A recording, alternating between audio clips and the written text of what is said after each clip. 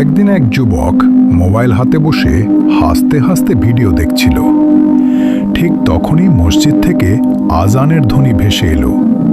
পাশে থাকা তার বন্ধু বলল, চল ভাই, নামাজ পড়ে আসি। যুবক হেসে বলল, আরে এখন না, একটু পরে যাব, জীবনটা তো পড়েই আছে। বন্ধু কিছুক্ষণ চুপ থেকে তার দিকে তাকিয়ে বলল, এই পরে যাব কথাটা বলতে বলতেই তো মানুষের জীবন শেষ হয়ে যায়। যুবক আবারও হেসে বলল, সময় আছে, বুড়ো হলে সব ঠিক হয়ে যাবে। তখন বন্ধু ধীরে ধীরে কাছে এসে বলল, তুই কি নিশ্চিত বুড়ো হওয়া পর্যন্ত বাঁচবি? মৃত্যুর সাথে কি তোর কোনো চুক্তি আছে? এই কথা শুনে যুবকের মুখের হাসি মিলিয়ে গেল।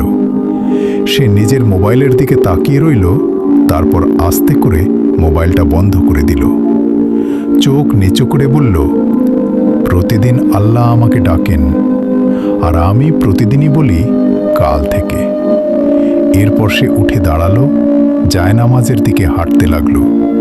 আর পেছন থেকে শুধু একটি কথাই ভেসে এলো, যারা কাল থেকে বদলাবে বলে, অনেকের সেই কাল আর আসে না।